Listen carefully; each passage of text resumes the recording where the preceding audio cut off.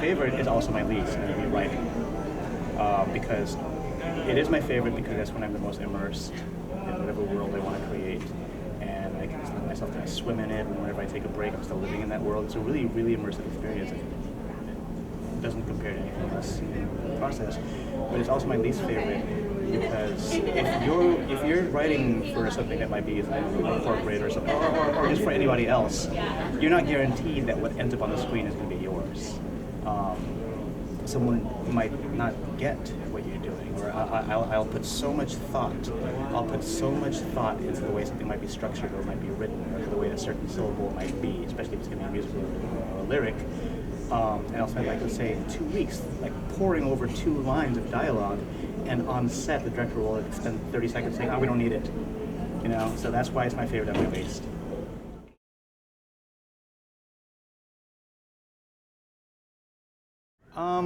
I think I Am a Ghost was a challenge because, I mean, I've never made a horror movie before. I've already kind of pigeonholed myself by doing 2 musicals in a row, you know?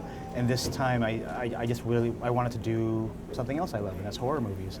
And suspense is key in making a scary movie, I think. So because half of the movie is really dialogue heavy, the other half that's not dialogue heavy has to echo the same suspense created by that dialogue. So it's all about making the visuals really suspenseful. And what's really tough about that is, in this case, in the case of I Am a Ghost, is it's about leading the eye to where you want them to go, you know? So the film I Am a Ghost has its own language already. That's kind of hard to get used to within the first 5 minutes, and then, like, after about 20 minutes, you're like, okay, now I get the language of the film. And the deeper you go into the movie, you're like, oh, this is just it's a movie. I get it now. It all fits in. But I want to be able to lead your eye somewhere. So if there's like a repeated scene, I don't want you to sit there and think, oh, it's just a repeated scene. I want your eye. I want to be able to shoot it differently this time. I should lead your eye somewhere else. And the whole time I want you to think, what are we going to? What are we about to see?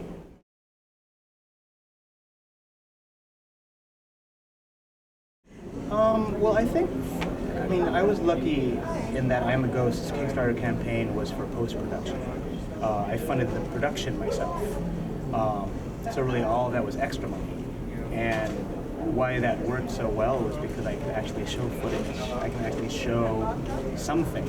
And I think a lot of times when I see even directors that I know, you know, the famous directors who I'm fans of, when I see Kickstarter campaigns that just have, I don't know, a still or a concept painting, it's not the same as seeing what the final product might look like. So what I did to kind of tease people was showing a trailer, you know, and it looked like a trailer.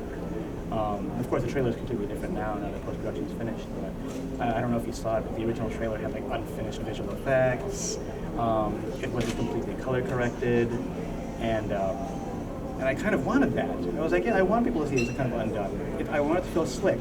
I want people to know that I have what it takes to make a real movie. I don't want it to be too rough, but I want people to see the structure, but show where their money can go.